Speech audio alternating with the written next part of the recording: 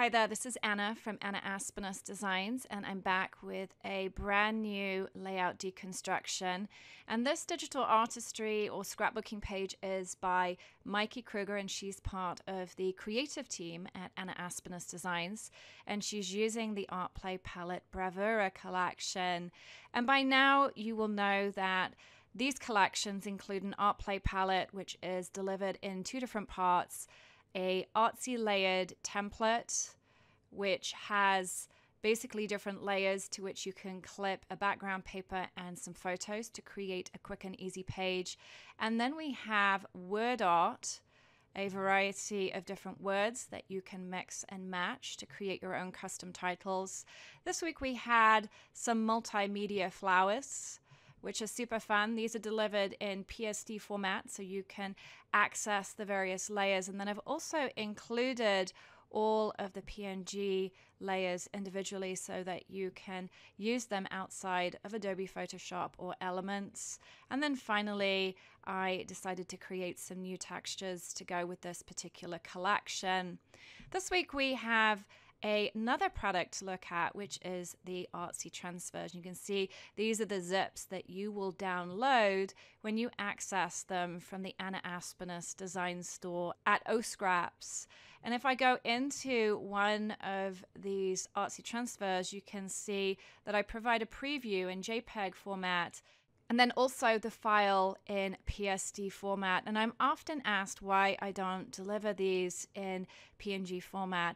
If I go ahead and open up one of these, you'll see that we have a variety of layers. And Artsy transfers differ from the transfers that are found in the ArtPlay palette. So if I go back and I access the transfers from the ArtPlay palette and I bring in one of those transfers, number one, you're going to notice that the transfers in the ArtPlay palette tend to be different from the Artsy transfers. This one is similar but not quite the same, so I always try and include some variation.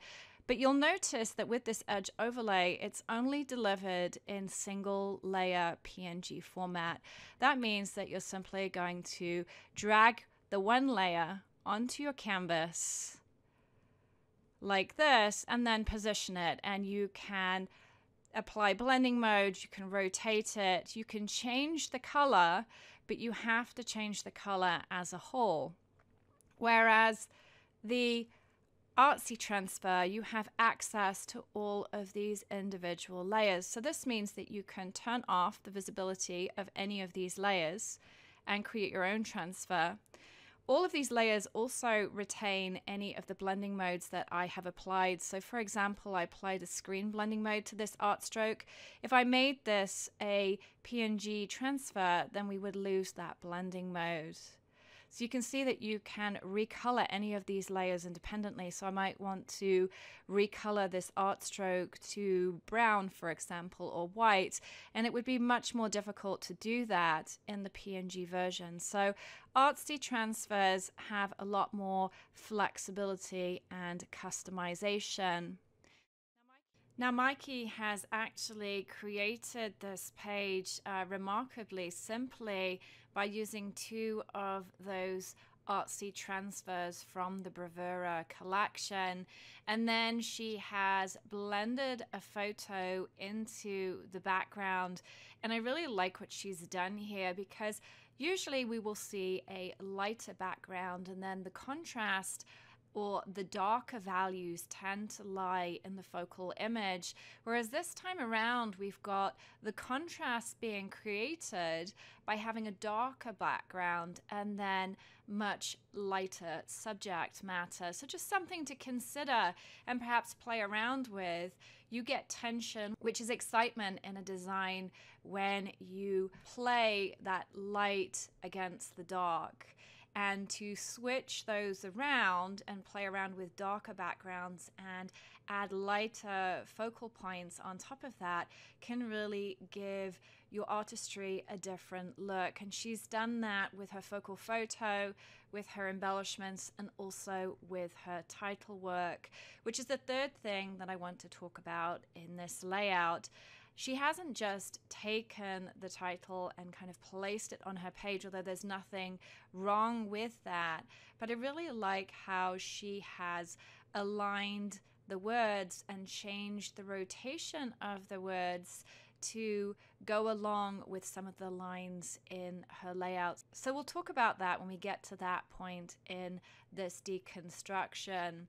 So I was amazed to actually learn how easy and simple this particular page was to put together. I'm going to go ahead and turn off all these groups, and let's go ahead and see what Miki did to make this page happen. So she created a new 12 by 12 layout at 300 dpi, and then she brought in that solid paper as her layout foundation. And then she introduced Artsy Transfer Bravura number 3. And if I go ahead and open up this group, you'll actually see that she's got a couple of layers in here from the first Artsy Transfer as well. She's got one that she decided she wasn't going to keep. She turned that one off.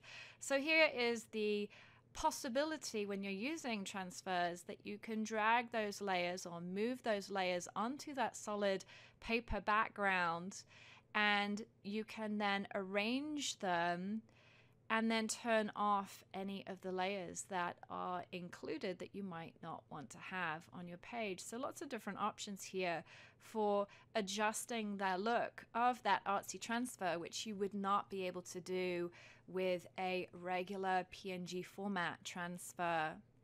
She then brought in another Artsy Transfer and she placed it on the background, and so that allows the eye to continue from the left hand side to the right hand side of the page.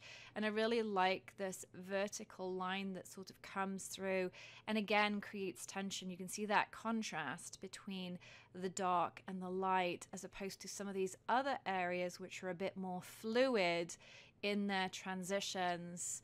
And there are lots of classes in the Anna Aspnes Designs store on transitions, defining your blending, and also how to arrange transfers or Artsy transfers on a background paper in order to create a pleasing design. And I'll link to those at the bottom of this video. So we have our foundation, and then from here she decided to introduce her photos. So I think go ahead and turn this on, and if I go ahead and open this group, you can see that she originally started off with a photo blends. This is a Melange photo blends number 3 from the first in the series, and then she clipped her photo to that photo blends. Now she did something really interesting here, is she actually applied the layer mask to the group as opposed to the individual layers. If I go ahead and delete that for a moment, then this is what the original photo looked like. So here's the original photo blend. She modified it slightly. You can see where she's painted on the mask to modify it, and then she's added those photos on top. She had a first copy of her photo with a normal blending mode at 100% opacity, and then she added a screen blending mode, and what that does is it lightens up the image. And then she went ahead, if I go ahead and step back, she applied the mask to the group layer, and then she masked out the areas of the layers that she didn't want to have visible on her page. And again, I just love all of the white in contrast to the darker colors in the background, and I like how she's got those to meld with the transfers as well. And then she introduced a multimedia Flutterby file number 5 from set number 2, and this works perfectly with this collection. The color of the butterfly coordinates with the browns throughout the transfers, and we've got this great white which balances the white on the right hand side of the page. And then she's got this fabulous title work, and what she's done here, if I go ahead and open up the group with the titles in, you can see that she selected one of the quotes that was included with the Bravura word art mix, and then she selected a similar type font and she added to that with her own words. So she added the name in there.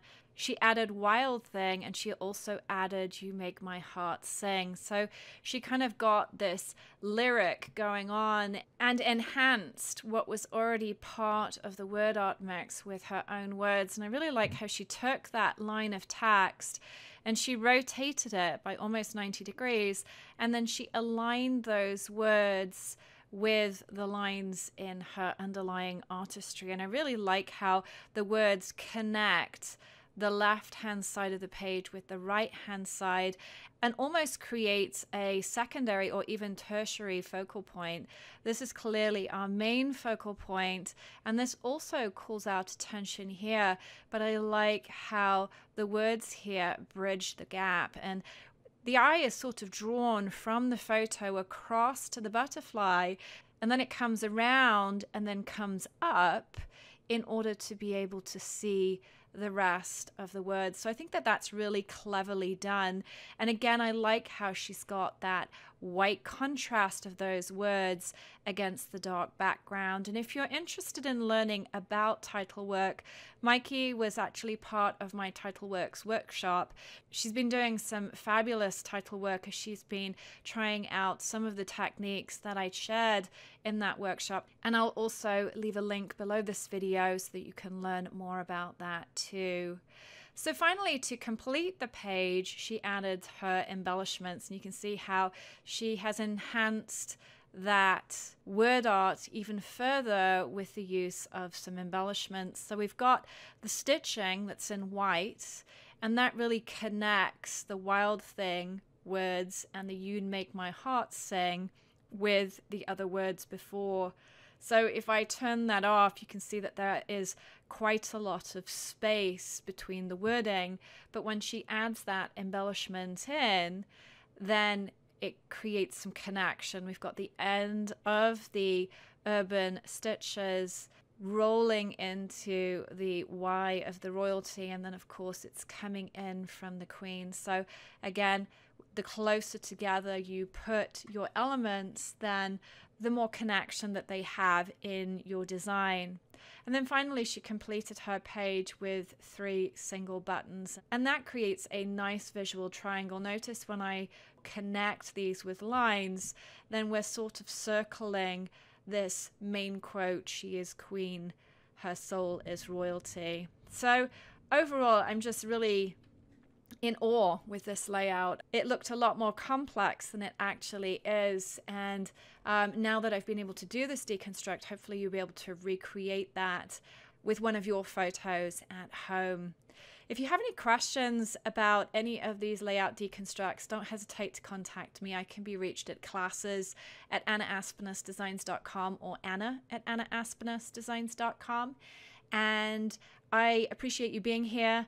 Love to hear your feedback in the comments section if you are so inclined, and I will be back in this space again very soon.